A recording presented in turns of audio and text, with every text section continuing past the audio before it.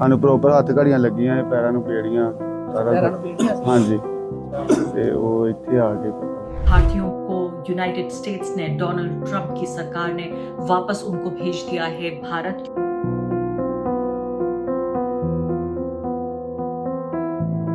अब की बार ट्रंप सरकार।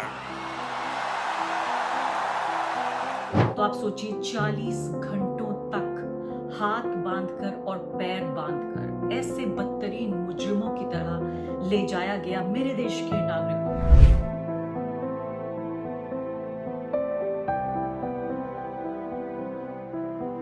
दुनिया में भारत के लोग कहीं पर भी जाते हैं, कहीं पर भी दुनिया में आप चले जाओ, पूछेंगे मोदी के भारत से आते हो ना। और कई लोग यहाँ पर ये भी कहते हुए पाए गए कि उन्हें ये पता नहीं था कि वो अपने देश वापस जा रहे हैं, उनको ये भी नहीं बताया गया। इस तरह से कोलंबिया और मेक्सिको दोनों देशों ने एक स्टैंड लेते हुए पैर जोर से जमीन पर पटकते हुए कहा कि हमें ये बर्दाश्त नहीं है कि हमारे देश के नागरिकों के साथ ये बदसलूकी हो, और उन्होंने अमेरिका के इस प्लेन को लैंड नहीं होने दिया। क्या नरेंद्र मोदी इस बात से सबक लेकर जब 13 फरवरी को मिलेंगे, तो क्या इस बात से, इस एक्सपीरियंस से सबक लेकर क्या डोनाल्ड ट्रंप के सामने ये शर्त रखेंगे कि मेरा देश ये तैयार हुआ है अपने नागरिकों को वापस लेने के लिए, लेकिन साथ साथ ये भी देखना बहुत जरूरी है कि उनके साथ कोई अपमान भरी बात न हो।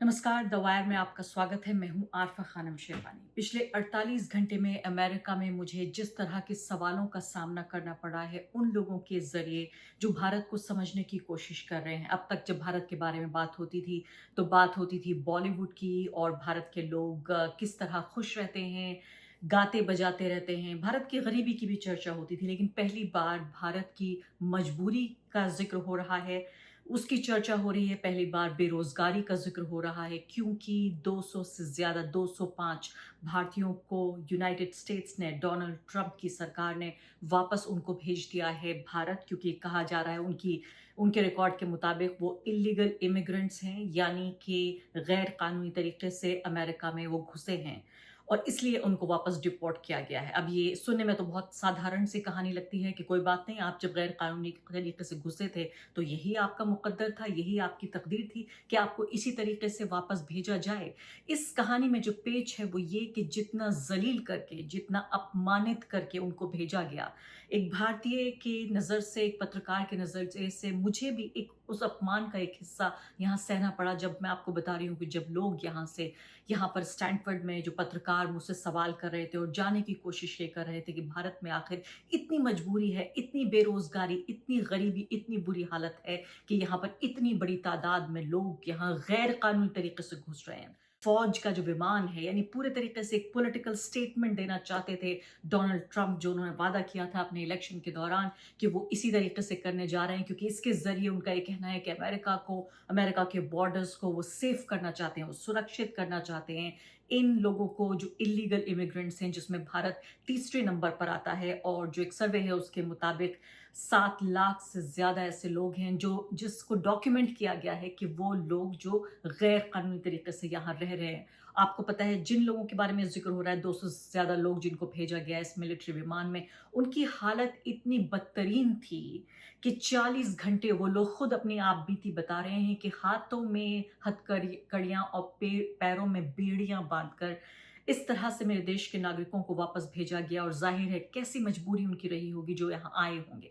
मैं फिर से इस तरीके की तारीफ नहीं कर रही हूँ, लेकिन यूनाइटेड स्टेट्स ऑफ अमेरिका, जिसको कहा जाता है कि ये ह्यूमन राइट्स यानी कि मानवाधिकार की जमीन है, जिसको नरेंद्र मोदी ने कहा पिछली बार जब डोनाल्ड ट्रंप एक कैंडिडेट थे यहाँ पर, 2020 का जिक्र है, अब की बार ट्रंप सरकार, जो हमें ये बताया गया कि पहले 24 घंटे के अंदर सबसे पहले जो कॉल्स लिए जिन वर्ल्ड लीडर्स के, उनमें से नरेंद्र मोदी एक हैं। जब डोनाल्ड ट्रंप का यहाँ पर चुनाव हुआ राष्ट्रपति के तौर पर, और ये कहा गया कि बहुत सारे देशों को, बहुत सारे समाजों को इस बात की फिक्र है कि डोनाल्ड ट्रंप आ गए हैं तो अब क्या होगा, लेकिन भारत उनमें से एक नहीं है। विदेश मंत्री के सारे बयान मुझे याद आ रहे हैं।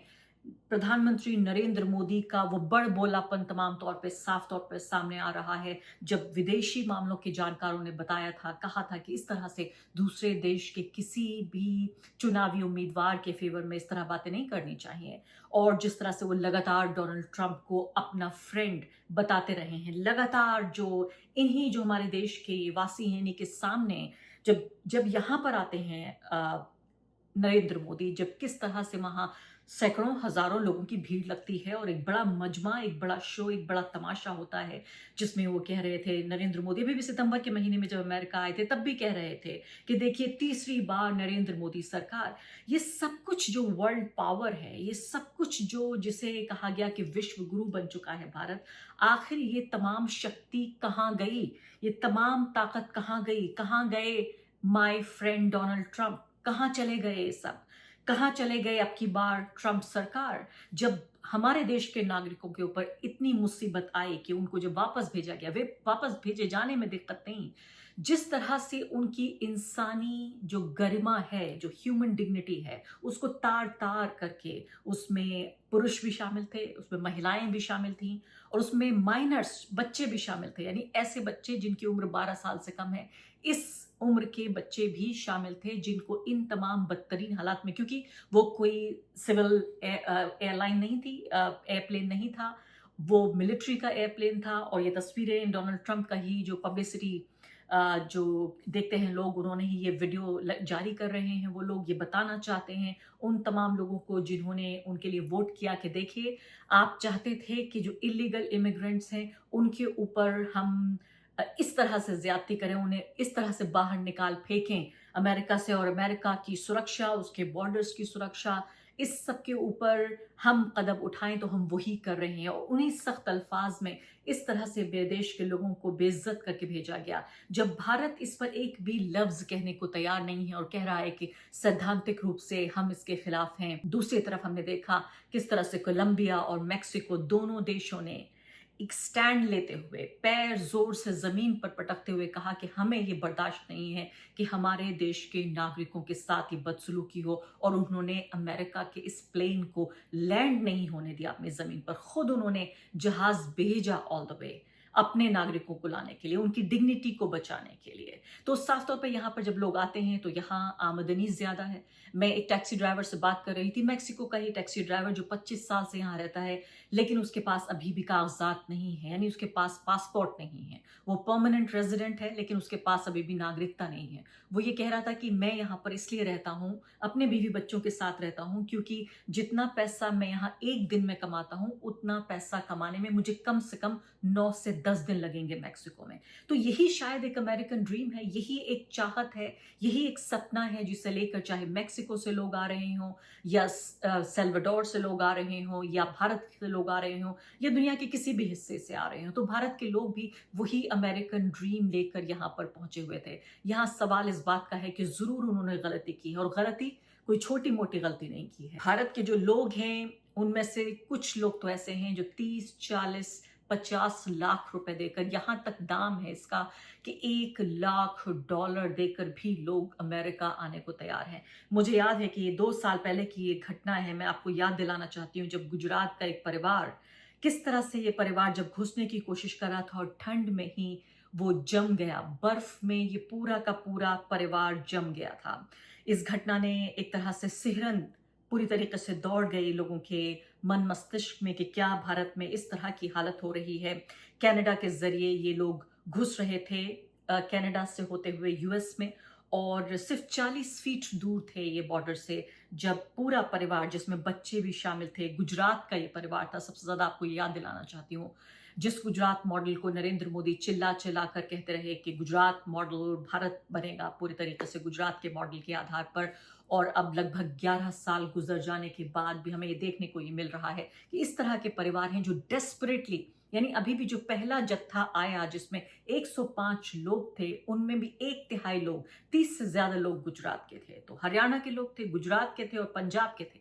अब पंजाब के कांग्रेस पार्टी के लीडर ये कह रहे हैं कि ये हमारे साथ क्यों किया जा रहा है, जब 3 अलग अलग जगहों के लोग, 1/3 ही सिर्फ पंजाब के लोग हैं, तो क्यों यहाँ पर पंजाब में इस जहाज को लैंड करा के हमारी बेइज्जती या बदनामी कराने की कोशिश हो रही है कि ऐसा लगता है कि सारे लोग सिर्फ पंजाब के ही लोग हैं जो अमेरिका जाकर नौकरी तलाश करने की कोशिश कर रहे थे। तो इसमें भी जो सियासत है इसको समझना जरूरी है कि दिल्ली में जाहिर है चुनाव है, और अगर कुछ कहते हैं प्रधानमंत्री, कुछ कहते हैं विदेश मंत्री, तो इसके ऊपर क्या असर पड़ेगा कि विश्व गुरु की जो पूरी छवि बना के रखी है, क्या वो तार तार नहीं हो जाएगी। जो लोग वहां से लौटे हैं वो जिस तरह की आप बीती अपनी सुना रहे हैं कि इतने सारे लोगों के लिए सिर्फ एक टॉयलेट था, इसके अलावा हाथ बांध के जो खाना उनको दिया गया, सड़ा गला बेकार खाना, और ये भी बताया जा रहा है कि वो डिहाइड्रेटेड थे, यानी ठीक से उनको पानी तक नहीं दिया गया, ठंडा खाना दिया गया उनको उस पूरे 40 घंटों के दौरान।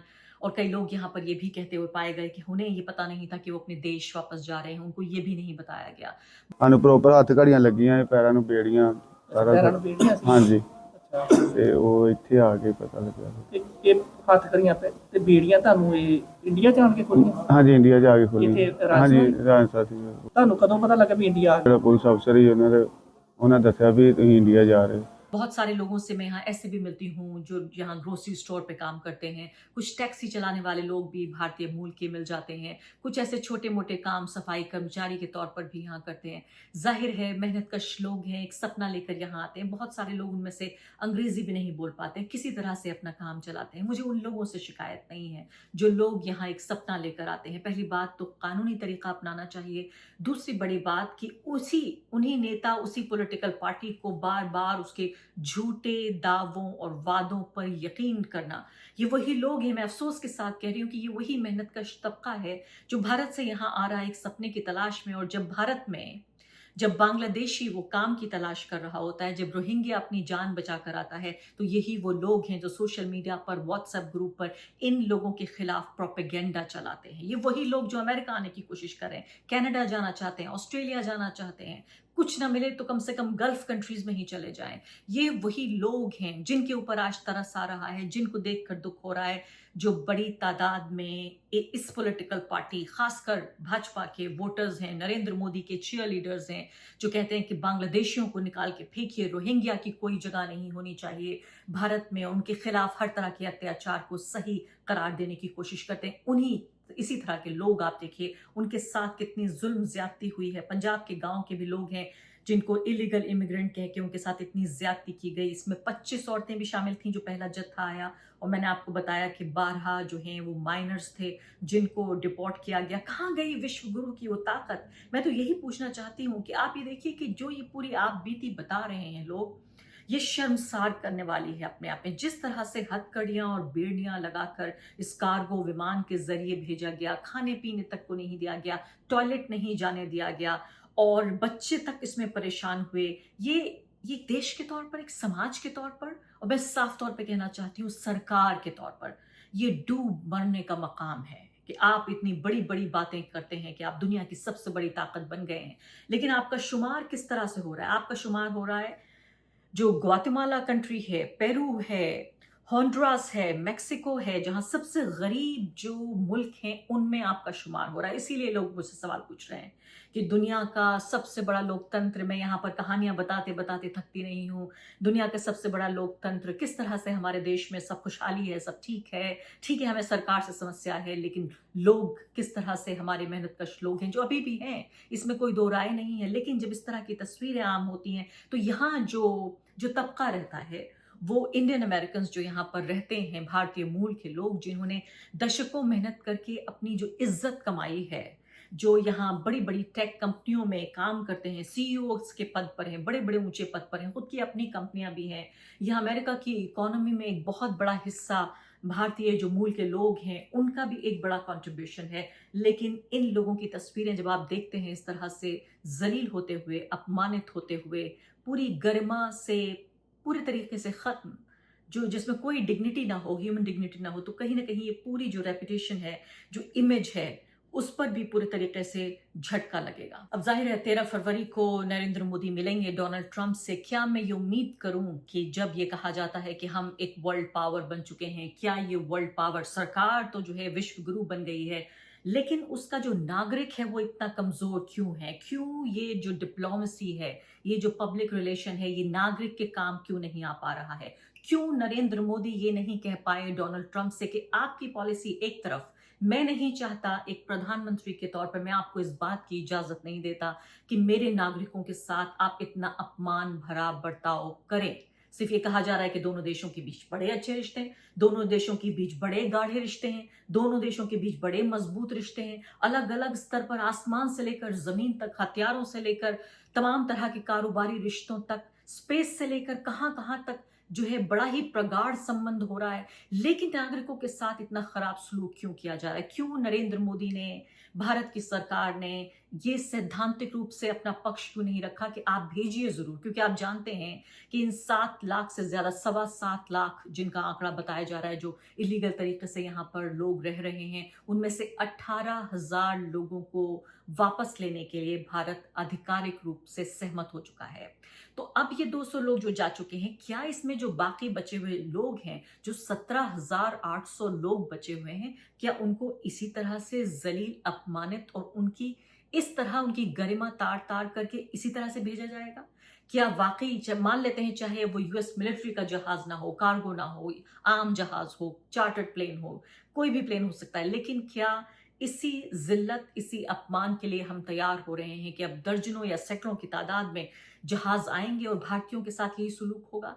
क्या नरेंद्र मोदी इस बात से सबक लेकर जब 13 फरवरी को मिलेंगे, तो क्या इस बात से, इस एक्सपीरियंस से सबक लेकर क्या डोनाल्ड ट्रंप के सामने ये शर्त रखेंगे कि मेरा देश ये तैयार हुआ है अपने नागरिकों को वापस लेने के लिए, लेकिन साथ साथ ये भी देखना बहुत जरूरी है कि उनके साथ कोई अपमान भरी बात ना हो, उन्हें आम जो एक इंसान का अधिकार है, जो इंसान की गरिमा और डिग्निटी है, उसकी रक्षा के साथ आप उन्हें वापस भेजेंगे। मैं इंतजार करूंगी कि नरेंद्र मोदी क्या बातचीत करते हैं डोनाल्ड ट्रंप से। बहुत सारे लोगों में ये वीडियो ट्विटर पे मिला जिसमें आप ये देख रहे हैं कि ये व्यक्ति है फतेहगढ़ का, पंजाब का, जो ये कह रहा है, गुरदासपुर का, ये कह रहा है कि कितना खराब और कितना ज्यादा तकलीफ दे ये एक्सपीरियंस इस व्यक्ति को हुआ। उसने कहा कि एजेंट के जरिए वो जुलाई के महीने में, यानी पिछले साल 2024 में जुलाई के महीने में ही यहाँ उसने 30 लाख रुपए दिए एक एजेंट को, जिसने ये उससे वादा किया कि कानूनी तरीके से वो अमेरिका